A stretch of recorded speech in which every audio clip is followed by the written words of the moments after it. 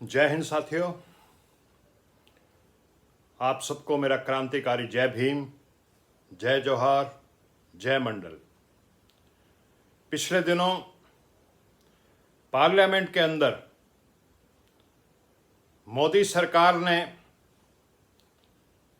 अपने गृह राज्य मंत्री नित्यानंद राय से एक बयान दिलवाया जिसमें कहा गया कि ओबीसी की जाति जनगणना, जिसकी मांग 1950 से लगातार की जा रही है, जब से हमारा संविधान लागू हुआ है, वो जाति जनगणना जिसका वायदा पिछली मोदी सरकार के गृह राज्य मंत्री श्री राजनाथ सिंह ने 2018 में किया था कि 2021 की जो जनगणना होगी उसमें हम जातीय जनगणना कराएंगे। लेकिन अपने वादों के बावजूद, अपने वायदों को जुमला साबित करते हुए मोदी सरकार के गृह राज्य मंत्री नित्यानंद राय ने संसद में बयान दे दिया, छाती तान के, कि 2021 में भी जातीय जनगणना नहीं होगी। उसके पीछे जो कारण बताया जाता है वो ये बताया जाता है कि इससे जातिवाद बढ़ेगा। साथियों, इस देश में रहने वाले हम सब नागरिक प्रबुद्ध हैं। हम जानते हैं कि 4000 साल से जो इस देश में जातिवादी व्यवस्था चली आ रही है, उसका कारण क्या है? क्या 4000 साल से जातीय जनगणना होती थी, इसके कारण जातिवाद फैला? सच को अगर आपने जानना है तो आपको ज्ञान बाबा साहब अंबेडकर की जो डॉक्यूमेंट्स हैं, जो जाति का विनाश, एनिहिलेशन ऑफ कास्ट किताब है, जो उनका एक भाषण था, उसको पढ़ना होगा। बाबा साहब लिखते हैं कि जातिवाद 2 कारणों से मुख्यतः फैलता है। एक, अपनी ही जाति में विवाह करना, एंडोगेमी, सजातीय विवाह। और नंबर 2, जितने भी धार्मिक हमारे हिंदू धर्म ग्रंथ हैं, उसमें कुछ बेईमानों ने उसको भ्रष्ट करते हुए अपने फायदे के लिए, अपने स्वार्थ के लिए जाति की बात डाल दी। और बाबा साहब ही नहीं, तमाम सोशियोलॉजिस्ट इस बात को मानते हैं, जानते हैं। तमाम किताबों में लिखा है, नेशनल इंटरनेशनल बुक्स में लिखा है कि जातिवाद 2 कारणों से फैलता है। सजातीय विवाह, अपनी ही जाति में विवाह करना अपना बेटा बेटी का, और जो हिंदू धर्म ग्रंथों से इस जातिवाद को मान्यता दी हुई है, उसकी वजह से। अगर आप जातिवाद खत्म करना चाहते हैं तो सजातीय विवाह को खत्म कीजिए, अपनी ही जाति में विवाह करने की प्रथा पे बैन लगाइए, धर्म ग्रंथों में सुधार कीजिए। ओबीसी की जातीय जनगणना पिछले 70 साल से संवैधानिक मान्यताओं के बावजूद भी नहीं हो रही। क्या जातिवाद खत्म हो गया? 1931 के बाद पिछले 90 साल में जातीय जनगणना नहीं हुई। 1862 से पहले 4000 साल में कभी जातीय जनगणना नहीं हुई। जातिवाद खत्म हो गया क्या? दोस्तों, इस देश में चंद जातिवादी ताकतें, मनोवादी ताकतें जो आधिपत्य अपना जमाए रखना चाहते हैं इस देश के धन और दौलत पर, इस देश में मान और सम्मान के ऊपर, इस देश की शिक्षा के ऊपर, ऊंचे पदों के ऊपर, जमीन जायदाद के ऊपर, वो नहीं चाहते कि ये आंकड़े सामने आए। वो इन आंकड़ों को बिहाइंड द कारपेट, दरी के नीचे झाड़ू मार करके उसको छुपाना चाहते हैं। हमारा संविधान बना, संविधान से पहले भी 4000 साल तक ये देश चला। हर कोई जानता है कि जातिवादी सामाजिक व्यवस्था के अंतर्गत ये देश गर्त में चला गया था। दुनिया का सबसे दीनहीन, गरीब, कमजोर देश बन गया था। जिसका दिल करता 2000 सैनिकों के साथ घोड़े पे बैठ के आ जाता इस देश में और इस सिरे से लेकर के उस सिरे तक सबको पीटता चला जाता, क्योंकि इस देश की सामाजिक व्यवस्था शोषणकारी थी, असमानता, गैर बराबरी पे आधारित थी। 1950 में बाबा साहब का संविधान लागू हुआ और पिछले 70 साल में जो संविधान में समतामूलक बातें थी, जो समतामूलक समाज, भाईचारा, बंधुत्व, स्वतंत्रता और न्याय पे आधारित संविधान बना, यानी वो जो सामाजिक व्यवस्था शोषणकारी जातिवादी चल रही थी वो बदली। एक क्रांतिकारी परिवर्तन आया।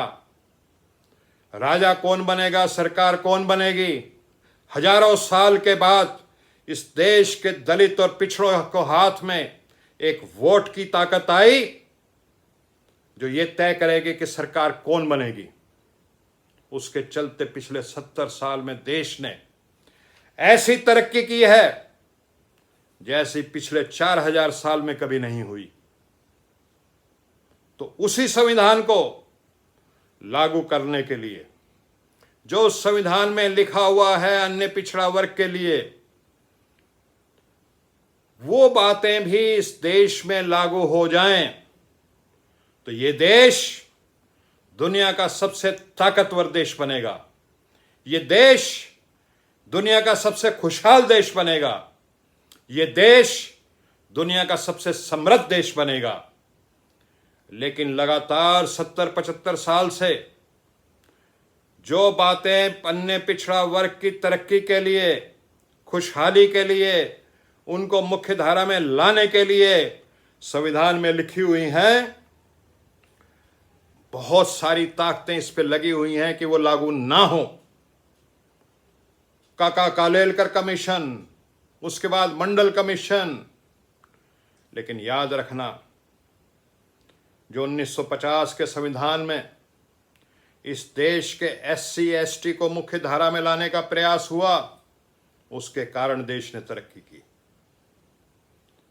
1990 के बाद आज 2021 है, पिछले 30 साल में भारतवर्ष ने जबरदस्त तरक्की की है। भारतवर्ष का डंका पूरी दुनिया में बज रहा है। तो वो इसलिए नहीं बज रहा कि इस देश में कभी प्रधानमंत्री नेहरू बने थे या आज मोदी हैं। वो इसलिए बन रहा है कि हमारी सामाजिक व्यवस्था जो शोषणकारी थी उससे हट करके एक समता मूलक समाज बनाने की, सामाजिक व्यवस्था बनाने की दिशा में बाबा साहब के संविधान ने काम किया। इसलिए आज हम दुनिया के एक ताकतवर देशों में हमारी गिनती होती है। तो साथियों, जो लोग भी इस देश में को तरक्की देखना चाहते हैं, इस देश की प्रगति देखना चाहते हैं, इस देश की खुशहाली देखना चाहते हैं, और देश बनता है देश के नागरिकों से। देश कोई पहाड़, नदियां, जमीन, जंगल, इनसे नहीं बनता। जैसे खुशहाल देश के नागरिक होंगे वैसा देश होगा, सीधी सी बात है।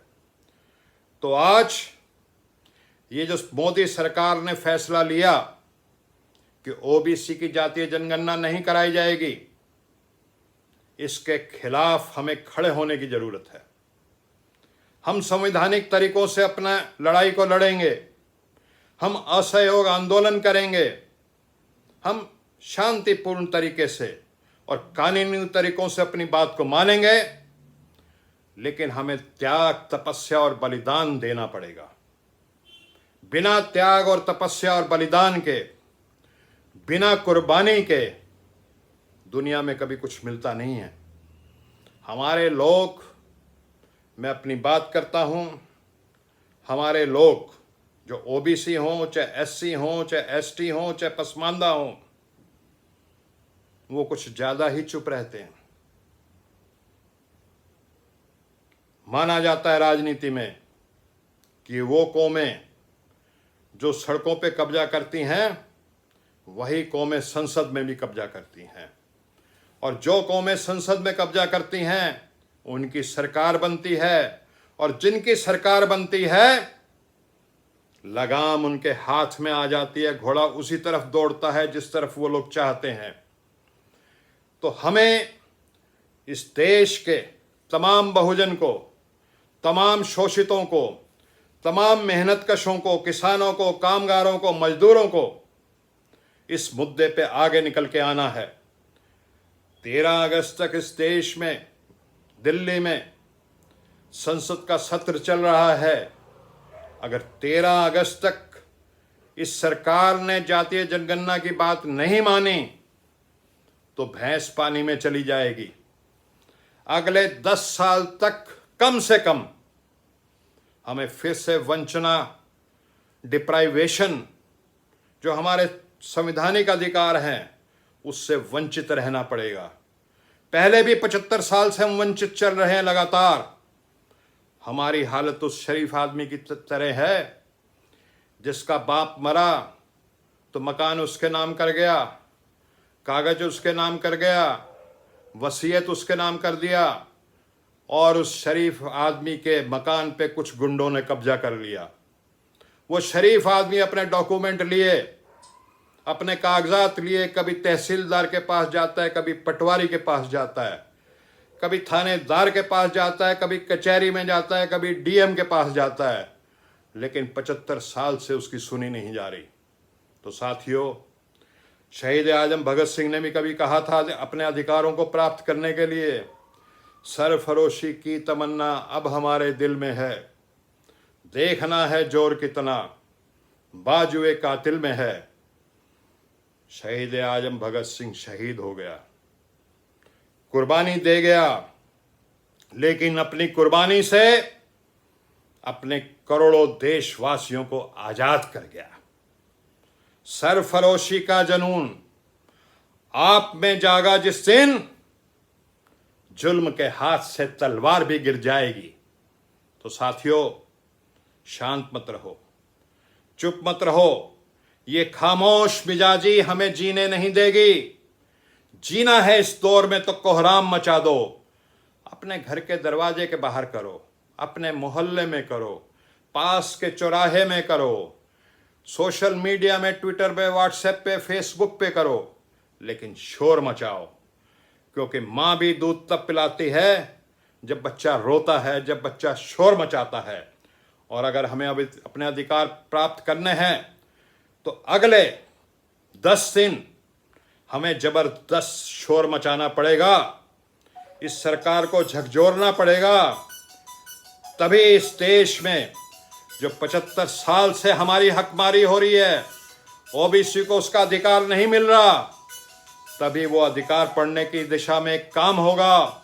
ओबीसी की जनगणना होगी, पता लगेगा कि किन जातियों के पास माल चला गया, किन जातियों को नौकरी मिल गई। ओबीसी में भी 3000 जातियां हैं, हो सकता है कुछ जातियां ज़्यादा नौकरी ले गई हों, उन्होंने ज़्यादा फायदा उठा लिया हो सरकारी सेवाओं का, सरकारी नीतियों का। हमें चाहिए डाटा। डाटा के बिना सूचना नहीं मिलती। आज के दिन में इंफॉर्मेशन रेवोल्यूशन का युग कहा जाता है, सूचना क्रांति का युग कहा जाता है। डाटा चाहिए, ओबीसी की जनगणना का डाटा चाहिए। डाटा से सूचनाएं प्राप्त होती हैं, और सूचनाएं जब प्राप्त होती हैं तो हमें अंतर्दृष्टि प्राप्त होती है कि क्या योजनाएं बनाएं। बिना डाटा के अगर कोई नीति बनती है तो उसकी कोई विद्वान आदमी तुलना कर रहा था कि आप समझ लीजिए कि एक हाईवे है, एक एक्सप्रेसवे है जिसमें बेतहाशा गति से गाड़ियां दौड़ रही हैं, और उस सड़क के उस एक्सप्रेसवे को बीचों बीच एक हिरण आ जाता है, और वो हिरण अंधा भी है, बहरा भी है। उस हिरण की क्या हालत होगी, उसका कुचला जाना लाजमी है। तो बिना डाटा के, बिना आंकड़े के अगर कोई भी योजना बनेगी तो वो कारगर नहीं साबित हो सकती। डाटा हो, ओबीसी की जनगणना हो, और हम अपने महापुरुषों को याद करते हुए प्रण लें कि अगले 10-12 दिन तक हम लगातार ओबीसी जाति जनगणना हो, तमाम जातियों की जनगणना हो, इसकी लगातार आवाज उठाएंगे। जगह जगह जाएंगे, अपने कस्बे के चौराहों पे जाएंगे, अपने मोहल्ले में करेंगे। और 7 अगस्त आ रहा है। 7 अगस्त यानी कि वो दिन जिसने तरह जैसे 15 अगस्त है, 15 अगस्त को सभी भारतीयों को हजारों साल बाद मत का अधिकार मिला, आज़ाद हुए हम। राजा कौन बनेगा इसमें हमारी भी सुने जाने लगी, हमारी भी राय, हमारा भी वोट होने लगा। लेकिन 7 अगस्त 1990 को जो कुछ प्रावधान पिछड़ों के लिए, ओबीसी के लिए लिखे गए थे मंडल आयोग की सिफारिशों में, वो लागू हुए। ये भी ओबीसी के लिए आज़ादी के दिन से कम का दिन नहीं है। उस दिन हम दिवाली मनाते हैं, हम और त्यौहार मनाते हैं, मोमबत्ती जलाते हैं। ये भी एक खुशी का दिन है। शाम को हमने 5-7 मोमबत्ती जलानी है, सोशल मीडिया पे उसको डालना है, उन तस्वीरों को, लोगों को, अपने मित्रों को मिठाई भी खिलानी है। लेकिन सुबह चाहे हम ताली बजाएं अपने दरवाजे के बाहर या थाली बजाएं, चाहे नज़दीक के चौराहे पे इकट्ठे हों, हमने जातीय जनगणना की आवाज़ तभी जरूर उठानी है। और यही हमारी श्रद्धांजलि होगी अपने महापुरुषों के लिए जो हमारे लिए लड़े। महात्मा बुद्ध, संत कबीर, संत राईदास, नानक बाबा, नारायण गुरु, बासव्वा जी, पेरियार साहब, महात्मा फूले, बाबा साहब अम्बेडकर, बाबू जगदेव प्रसाद जी, वर्मा जी, तमाम लोग जिन्होंने कुर्बानियां दी, जिन्होंने लड़ाई लड़ी, उनको हमारी इस नस्ल की, हमारी इस पीढ़ी की श्रद्धांजलि यही होगी। अगर हम 7 अगस्त को एक तरह से संघर्ष भी करें और उसकी हम एक तरह से उत्सव भी मनाएं, तो मेरी आपसे एक बार फिर गुजारिश है कि अगले 10-12 दिन लगातार संघर्ष के दिन हैं, डू और डाई के दिन हैं, करो या मरो के दिन हैं। शांतिपूर्ण हमें अपना आंदोलन चलाना है, जैसा बाबा साहब के संविधान में लिखा हुआ है, संवैधानिक आंदोलन चलाना है, और अपनी बात को पुरजोर तरीके से रखना है। इन्हीं शब्दों के साथ आपने मेरी बात बड़े ध्यान से सुनी। एक बार फिर आपका बहुत बहुत धन्यवाद। जय हिंद और क्रांतिकारी जय भीम, जय जोहार, जय मंडल।